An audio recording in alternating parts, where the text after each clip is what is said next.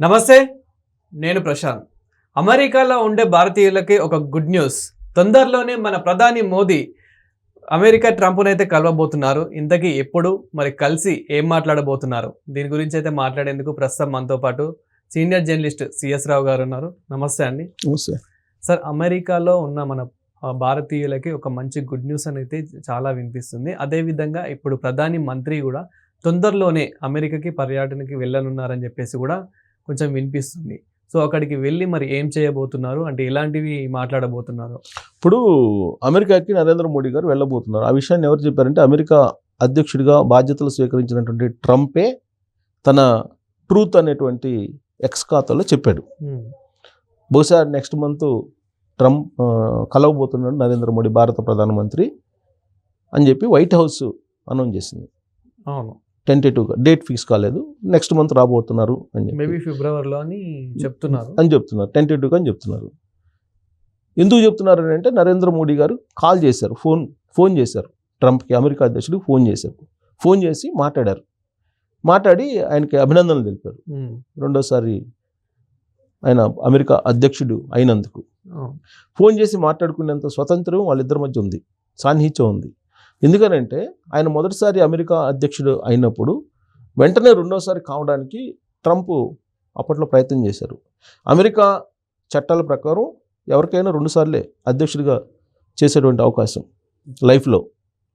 So వరుసగా రెండుసార్లు ఆయన అధ్యక్షుడు అయితే బాగుంటుందని చెప్పేసి అప్పుడు నరేంద్ర మోడీ గారి యొక్క సపోర్ట్ కూడా తీసుకుని హౌ డు మోడీ అని చెప్పి అక్కడ కార్యక్రమం పెద్ద ఎత్తున పెట్టారు అమెరికాలో.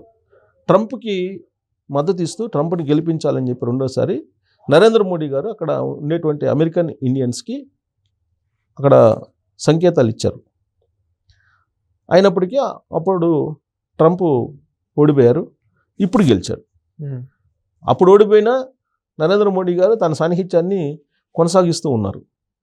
ఇటీవల జరిగినటువంటి 2024లో జరిగినటువంటి ఎన్నికల్లో కూడా ట్రంప్కి మద్దతు ఇచ్చారు నరేంద్ర మోడీ గారు. అక్కడికి వెళ్ళి హౌ డు మోడీ లాంటి కార్యక్రమాలు చేయకపోయినప్పటికి కూడా భారతదేశంలో ఉంటూ ట్రంప్కి మద్దతు ఇస్తూ భారతీయులను, అమెరికన్లో ఉండేటువంటి ఇండియన్స్ని ఈయన కొంత మోటివేట్ చేసి తనకున్నటువంటి నెట్వర్క్ ద్వారా ప్రచారం చేయించారనేది వినిపిస్తుంది రాజకీయ వర్గాల్లో. అంటే సాన్నిహిత్యం అయితే కొనసాగింది, ఆయన అధ్యక్షుడిగా ఉన్నా లేకపోయినా సాన్నిహిత్యం కొనసాగింది. వాస్తవంగా ఏంటంటే వలసవాదులకి అనుకూలంగా ఉండేటువంటి పార్టీ ఏంటంటే డెమోక్రటిక్ పార్టీ అని అంటారు అమెరికాలో. కానీ రిపబ్లికన్ పార్టీ అధికారంలోకి వచ్చింది ఇప్పుడు. Trump Republican party, Biden democratic party. పైగా ఇండియా ఎప్పుడు కూడా ఇండియన్ గవర్నమెంట్ డెమోక్రటిక్ పార్టీకే కొంత దగ్గరగా ఉంటుంది. కానీ నరేంద్ర మోడీ గారు మాత్రం ఆడ డెమోక్రటిక్ పార్టీయా లేకపోతే రిపబ్లికన్స్ అనేది పక్కన పెడితే ట్రంప్ అమెరికా అధ్యక్షుడు కావాలని చెప్పి మొదటి నుంచి కోరుకునే లీడర్లో ఉన్నారు ఆయన. అలాంటి సంకేతం కూడా ఉంది ప్రపంచవ్యాప్తంగా కూడా. అందుకే చాలా సందర్భాల్లో రష్యా ఉక్రెయిన్ యుద్ధం ఆపేయాలంటే ట్రంప్ జోక్యం చేసుకోవాలని చెప్పి వినిపించింది. ఎప్పుడైతే అమెరికా అధ్యక్షుడిగా ట్రంప్ అయ్యారో ఆ ట్రంప్ జోక్యం చేసుకోవాలి అని, ట్రంప్ అధ్యక్షుడు కాకముందు నరేంద్ర మోడీ గారు జోక్యం చేసుకోవాలి ఆ యుద్ధాన్ని ఆపడానికి అని చెప్పేసి ప్రపంచవ్యాప్తంగా చాలామంది అలాంటి అభిప్రాయం వ్యక్తం చేశారు ప్రముఖులందరూ కూడా. ఇప్పుడు ట్రంప్ జోక్యం చేసుకుంటే ఆ యుద్ధం ఆగిపోతుంది అని అంటున్నారు. అంటే ఒక బలమైనటువంటి నాయకులు ప్రపంచంలో ఇద్దరు కనిపిస్తున్నారు ఇప్పుడు. ఒకటి ట్రంప్, రెండు నరేంద్ర మోడీ గారు. అవును. సో వీళ్ళిద్దరూ ఎందుకు బలంగా ఉన్నారు అని అంటే రాబోయేటువంటి రోజుల్లో ఒక పెద్ద ఆర్థిక వ్యవస్థగా ప్రపంచంలో భారతదేశం ఎదగబోతుందని చెప్పి ఆర్థికవేత్తలు చెప్తున్నారు. తర్వాత అగ్రరాజ్యం అధ్యక్షుడు ట్రంప్.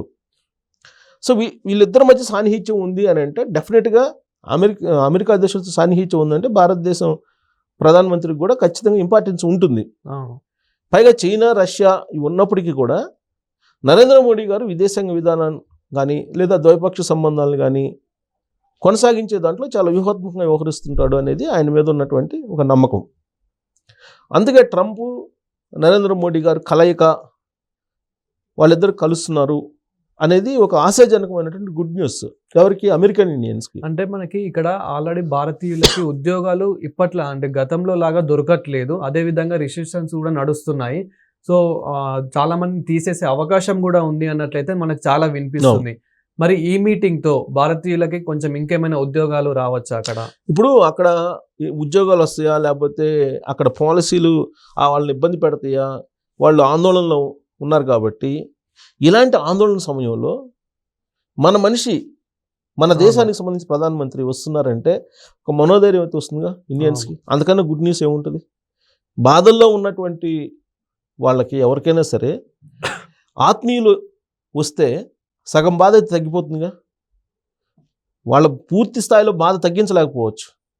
ఆసుపత్రిలో ఎవరైనా ఒక రోగి ఉన్నాడు అనుకుందాం, ఆ రోగికి పూర్తి స్థాయిలో మనం ఏం చేయలేం, అక్కడ డాక్టర్లే చేయాలి. కానీ ఆత్మీయులు వెళ్ళినప్పుడు ఒక ధైర్యం, వాళ్ళకి ఒక ధైర్యం వస్తుంది. అలానే ట్రంప్ అమెరికా వెళ్తున్నారంటే అమెరికన్ ఇండియన్స్కి ఖచ్చితంగా ఒక రకమైనటువంటి మనోధైర్యం వచ్చేటువంటి అవకాశం ఉంది, డెఫినెట్గా ఉంది, దాంట్లో ఎలాంటి సందేహం లేదు. అయితే అక్కడ పాలసీలు మార్చుకుంటారా నరేంద్ర మోడీ గారు వెళ్ళిన తర్వాత అని అంటే, అమెరికా పాలసీలు ఎందుకు మార్చుకుంటుంది? ఏ దేశానికి సంబంధించిన పాలసీలు ఆ దేశానికి ఉంటాయి. ఇప్పుడు ఏ విధంగా అయితే ఇక్కడ సిఏఏ అమలు చేస్తున్నారు కదా, పౌరసత్వం, దీన్ని ఆపమని చెప్పి ట్రంప్ చెప్తే ఇక్కడ వింటారా? ఎవరు కదా. ఏ దేశంలో ఉండే పాలసీలు ఆ దేశంలో ఉంటాయి, ఏ దేశంలో ఉండే విధానాలు ఆ దేశంలో అమలు అవుతూ ఉంటాయి. అలాగే అక్కడ కూడా అమలు అవుతూ ఉంటాయి. కాకపోతే ఇప్పుడు అమెరికా సిచ్యువేషన్, అమెరికాలో ఉండేటువంటి పరిస్థితులు మనం చూస్తే ఆర్మీని రంగంలో దింపారు, అక్రమ వలసదారులని పట్టుకుంటున్నారు, పట్టుకొని యుద్ధ విమానాల్లో పంపించేస్తున్నారు. కొంతమందిని అయితే గొలుసులతో కట్టేసి కాళ్ళకు కూడా బంధించేసి విమానాల్లో పంపిస్తున్నారు. ఈ పంపిస్తున్నటువంటి క్రమంలో బ్రెజిల్, మెక్సికో, కొలంబియా ఇవన్నీ కూడా వ్యతిరేకిస్తున్నాయి. వ్యతిరేకిస్తున్నప్పటికి కూడా వైట్ హౌస్ ఇచ్చినటువంటి వార్నింగ్ తోటి కామ్ అయిపోయినాయి. కానీ ఇప్పుడు జరుగుతున్నటువంటి పరిణామాలు చూస్తే మెక్సికో, బ్రెజిల్, తర్వాత కొలంబియా, ఈ దేశాలకి అమెరికా చుట్టుపక్కల ఉన్నటువంటి దేశాలకు సంబంధించినటువంటి వాళ్ళ విషయంలోనే ఇలా చేస్తున్నారు తప్పితే ఇండియన్స్, అమెరికన్ ఇండియన్స్ ఎవరిని కూడా ఇప్పుడు పట్టుకొని గొలుసులతోటి కట్టేసి లేదంటే కాళ్ళను బంధించేసి యుద్ధ విమానాల్లో పంపించినటువంటి సంఘటనలు అయితే లేవు కదా ఇప్పటి వరకు. అంటే ఇండియన్స్కి ఎంతో కొంత అక్కడ గౌరవం ఉంది. ఎందుకు ఉంది అని అంటే బికాజ్ ఆఫ్ నరేంద్ర మోడీ గారికి అమెరికా అధ్యక్షుడితో ఉన్నటువంటి సాన్నిహిత్యం.